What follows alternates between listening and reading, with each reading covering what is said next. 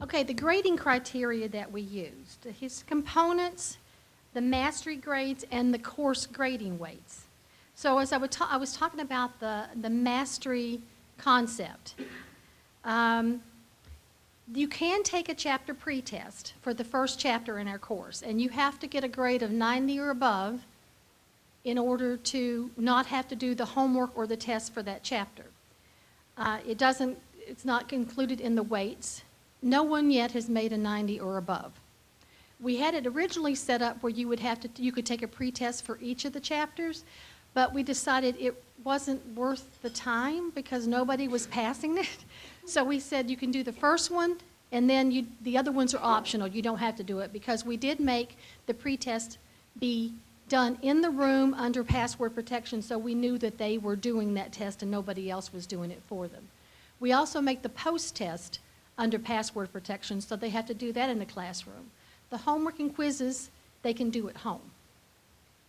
So homework is 80% of their grades, and the grading weight on that is 10%. So they have to make an 80% on every single homework in each section before they can get out of that chapter.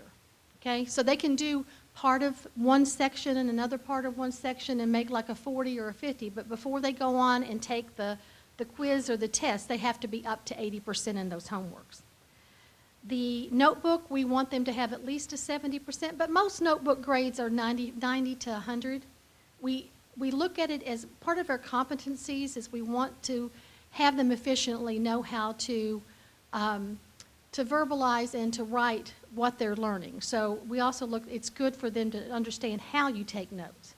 Some of the colleges in Kentucky do not make them do notebooks, but we do because we think it's a good skill for them to have. It's 5% of their grade. One of my students that had the extension last semester didn't do a notebook at all.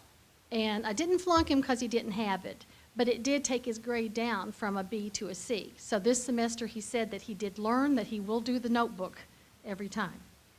The quizzes, you have to make 75% or better on the quizzes, and they're 10% of the grade. The practice post-test, we implemented the practice post-test this semester based on what we learned from last semester. People were failing the test too often, okay, when they first took them, the chapter test. So we put a practice post-test in that they could take as many times as they wanted to at home. It didn't count against the number of times they could take the test. It didn't count toward their grade, but we told them if you can make a 70 or better on the practice post-test, you're going to be able to pass the real test when you come to class. So that has been helpful to them. The chapter post-test, you have to make a 70 or better on it, and that's 40% of their overall grade.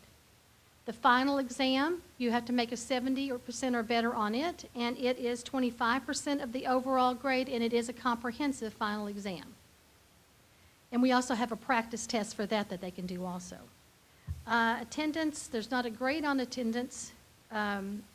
We do give them a grade actually, but it's not a minimum grade that you have to have. And it's 10% of their overall grade.